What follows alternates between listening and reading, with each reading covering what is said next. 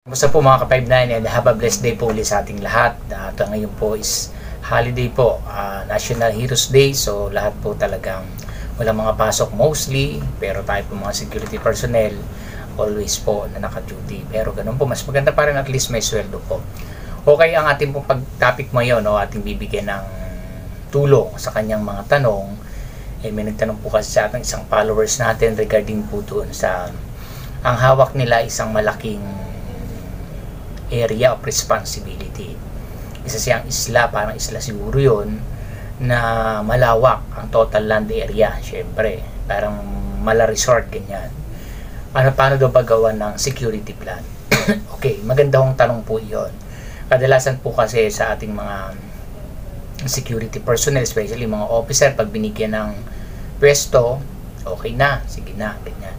So, dapat po kasi nakasalang-alang sa atin yan, mga officer, kung ano yung magiging safety and security nung area po natin. Tandaan po natin yan. So, bago ano yan, ito yung dapat salang-alang kapag tayo'y first time mag-handle, or kung yung mag-handle naman, siguro baka makatulong dito kung naandun na kayo sa area nyo na yan. Siyempre, una, meron tayong tinatag ng ocular inspection. Check muna natin ng personal yung area. Kasi doon natin makikita ano yung magiging plano natin para higit na ma-safe yung area na yun. Mostly naman po ginagawa yan. Ngayon, kung sakali pong naano na natin, naandun na yung area of responsibility, ganito kalawak, talaga man, halimbawa niya is mga ilang hektarya yan, like halimbawa more than 50 hectares, ganyan. So, ito yung mga isa-asalang-alang po natin. Una nga po yung ocular inspection. Kung naandun na kayo, nakita nyo na, ito pa yung mga iba pa dapat natin gagawin. Pangalawa po is yung, siyempre po ang kailangan, safety and security ng mga tao natin. Tayo, yung na-assign na yan. Titignan nyo yung seguridad ninyo. Ano ba yung magiging safety and security ninyo dyan pag naandyan na kayo? So, dapat aware kayo doon. Naiisip agad. Sinusulat na natin ano yung dapat natin gawin. Ganito. Next po doon is yung nga po, tingnan nyo yung lawak ng area. Kasi hindi pwede maglagay ka na lang ng tao dyan. Ito ang lawak-lawak. Tingnan ninyo ano yung possibility, yung mga prone na pwedeng mag-cause ng malaking damage doon sa area ninyo. Siyempre, sa lawak ba naman na yan diba? Lalo kung perimeter area, kasama po mamaya yan. So, pag nakita na yung lawak, na-assume nyo na kung ano yung dapat gawin. So, next, siyempre po, kayo na po mag-i-reiterate doon kung ano yung dapat ninyong gawin. Hindi kasi masasabi agad ng tao pag nagtanong kayo na ito yung gagawin mo. Ala kasi doon sa area, unless naandun siya sa area. So, ito'y tulong lang po doon sa mga gustong higit pang paigtingin, patibayin yung area of responsibility nila. Lalo't kung napakalawak. Yan kasi iba dyan nagtitipid. Lagi sa previous vlog ko, security po is not an expenses. It is an investment. Kasi magtitipid ka, ang laking mawawala sa'yo. So, hindi po yung pagtitipid. Kaya kinakailangan pagdating sa security and safety, dapat talagang umano ka dyan. Mag-capital po talaga tayo dyan. Hindi po ba? So, yun po. So, pag nakikita natin yon, dapat papasok na dyan sa manpower. Ilan ba ang total manpower na kailangan sa ganitong area? So, you have to estimate. Kung naandun naman na kayo at talagang alam nyo na kulang yung tao, halimbawa sa sobrang lawak, 4 lang kayo, naku po. Para po tayong kumuha ng bato, pinukpok sa ulo natin. Unless, will equip. Yung talaga namang kayang-kaya ng 4. Kasi sa 4, mahirap po kahit sobrang ganda ng equipment na gagamitin nyo dyan. Mamaya po matatapik natin yan, medyo mako-compromise pa rin yung safety and security ng area. Okay, so next po, pag nakita natin yung kung ilan yung manpower ngayon, kung naandyan na kayo at kulang, you have to request.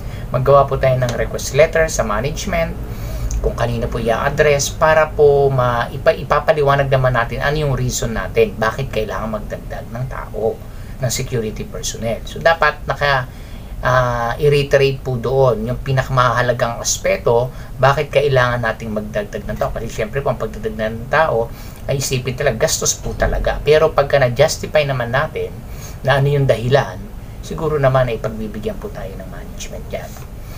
Okay, so nakita na po natin sa manpower. Next po natin is yung ano ba yung mga mahalagang bagay or ari-arian na nasa loob ng area of responsibility natin. Kasi kailangan po yun, pinakamahalaga dapat talaga maingatan to. Di ba yun ang kinakailangan ba sa mga, nagtano kayo sa mga, parang ano din yan sa mga building. Ano ba yung nasa loob ng building na yan? Excuse me, sa store. Ano ba yung nasa store? Ano ba yung pinakamahalaga dyan na items na dapat pag-ingatan? Kasi nga po, yung handle namin din yung isang store na ang mamahal. Meron yung mga tinatawag ng collectibles. Sobrang mamahal po nun. Ako po, pag yun ay nawala. Talaga, kaya iniisa-isa namin yon. Yung mga ganun po, ano yung mahalaga? So, dapat naka-itemize din para everyday na-check. Hindi po pwedeng, ano lang, ispatan nyo lang. Hindi, kailangan naka-itemize yan. Binipa kung 10 ito, 10 dapat yan hanggang mata. Pag nabili, kung nga nasa store kayo, nabili kayo. Ganun din po sa loob ng area of responsibility ninyo. Kung ano yung mahalaga na naan dyan, dapat po napag-iingatan.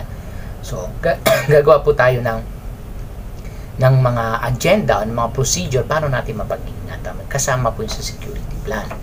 Okay, next po natin doon, pag alam na natin kung ano yung pinakamahalaga, susunod po natin doon is yung mga, sino ba yung nasa karating ng ating binabantayan na malawak na yan? Kahit vacant lot, ano ba yung katabi? Kasi baka mamaya ay merong mga pwede maging dangerous pala yung nasa tabi ninyo na pwede, halimbawa may mga explosive dyan, na ma-compromise kayo dyan, yung tinitingnan nyo, ano ba yung nasa paligid namin? Hindi lang pwedeng within the area lang po kayo, kailangan lalabas din kayo doon sa comfort zone na area nyo na yan. Kumbaga parang comfort zone yung area eh. Labas po tayo, ano ba yung nasa paligid namin? Ano ba yung pwede? Baka mamaya yung bakod dyan, nakaano na sa inyo, pwedeng tumawid na dyan yung mga intruders, so hindi po natin alam. So tingnan po natin yon. So pagdating doon, makikita ninyo, ganito dapat, na ito dapat ang gagawin natin.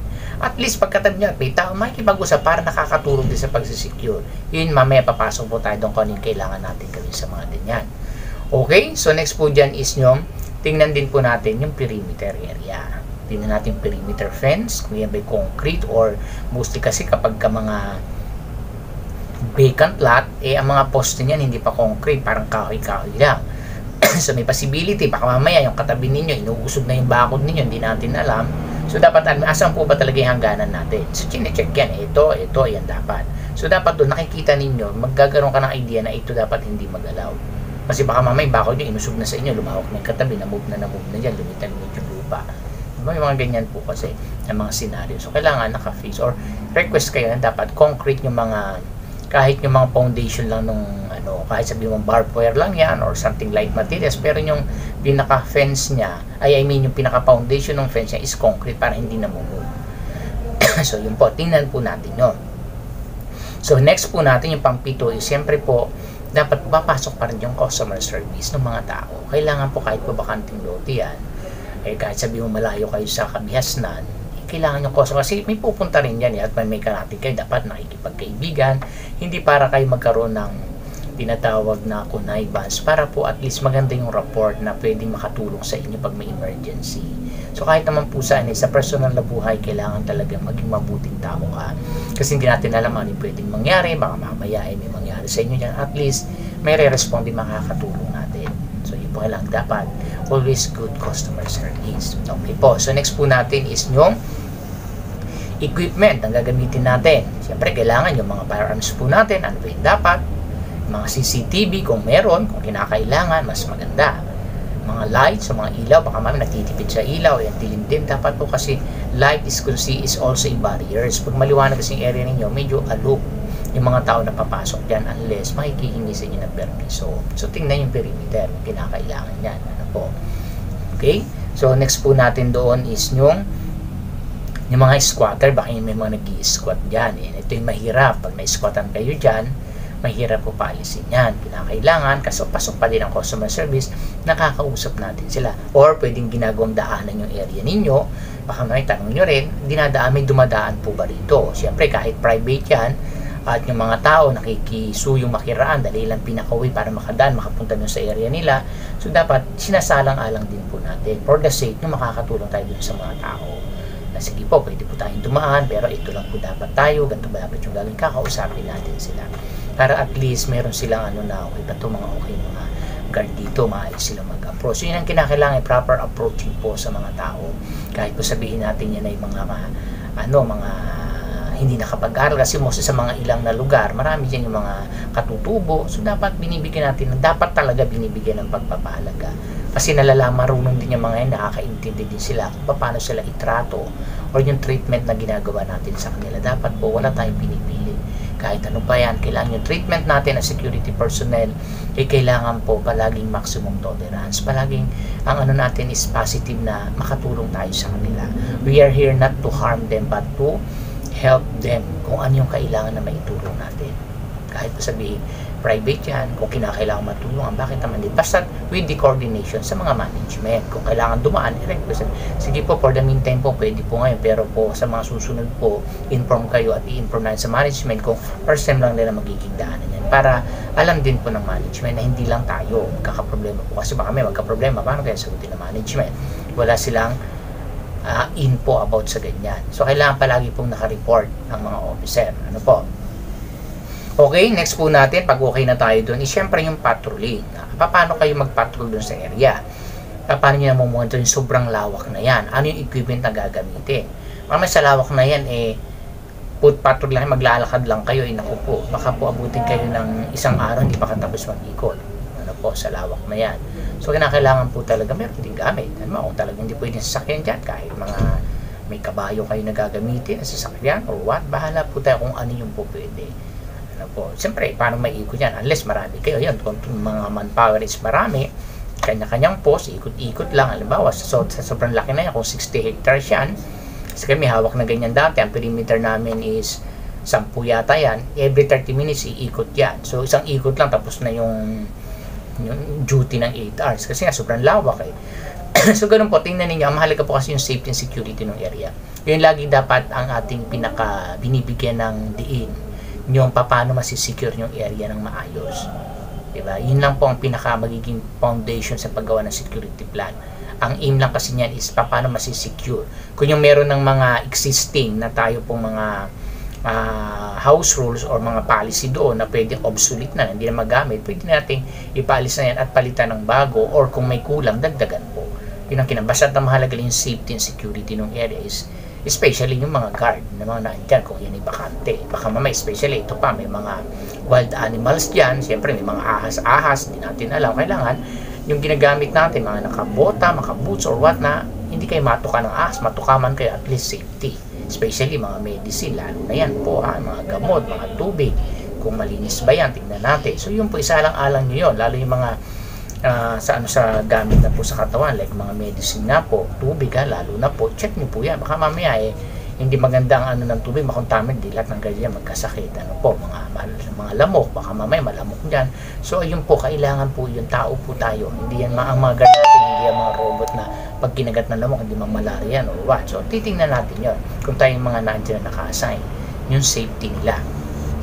Okay, kung okay na po yun, yun lang po yung mga dapat natin isalang-alang ng mga bagay na paggawa natin ng security plan na meron po tayong idea para at least po maging maayos po yung magiging handle po natin doon sa area po na yun. Napakalaki pong aspeto ng mga officer na mag-inform ano yung pwede ning mangyari kapag kulang. Kasi pag hindi alam po tayong report at may nangyari, syempre pati yung report sa amin. O, yun po. Kaya kinakailangan mga officer palagi naka-report po tayo para at least in eventualities, hindi po tayo mako-compromise. Baka in return tayo pa magbayad. Dahil kapabayaan po natin yan, negligence yan. Na kapag may nangyari na hindi natin na-report, na supposed to be alam na natin, command responsibility po yan. Pero kung na-report na natin yan at nangyari wag naman po sana, at least malilesen na sila talaga mag-charge yan. Ano po, so dapat po talaga maging aware po tayo sa lahat ng bagay yan. So yun lang po, so hope po nakatulong po ito sa nagtanong sa akin. Maraming salamat sa isa sa question mo. At saka may tanong pa din pala sa akin na isa, siguro isasama ko na rin dito yung ang mga head guard daw po ba at saka mga security, mga SIC, consider daw po ba as a security officer? Yes naman po. Alam mo, kahit naman po plain guard, you are security personnel din po, security officer din po. As long na tayo nag-handle ng area of responsibility, mga post nyo dyan, you are an officer. Qualified na po tayo dyan. Hindi na kailangan pang may title din, pero pasok na po yan. Yung mga head guard po, siyempre yan na nag-handle ng manage ng tao dyan, kahit ilan pa po yan, mga SIC, kailangan po you are an officer, kailangan po you act as an officer, kahit po plain guard. Kasi po yung area po nyo na yan, na ini-handle ninyo, kayong official dyan. Kasi hindi naman lagi nandiyan ang officer ninyo. So do something better for your work. Kailangan po bang plain guard lang naman ako, okay na ako, hindi po. Kasi paano ka magiging officer kung sa pagiging plain guard, hindi mo na-handle. So lagi natin isipin, kahit ano pa yan, officer na ako. Diba? Yun lang naman O sa title lang naman talaga yun, makukuha nyo yun. Pero consider na po yan. So wag po natin masyadong maliitin yung ating mga handle ng position kasi napakalaki pong responsibility yan. So I hope po nakatulong po sa mga tanong na nagtatanong sa akin. And Marami pong salamat and have a blessed day po sa ating lahat.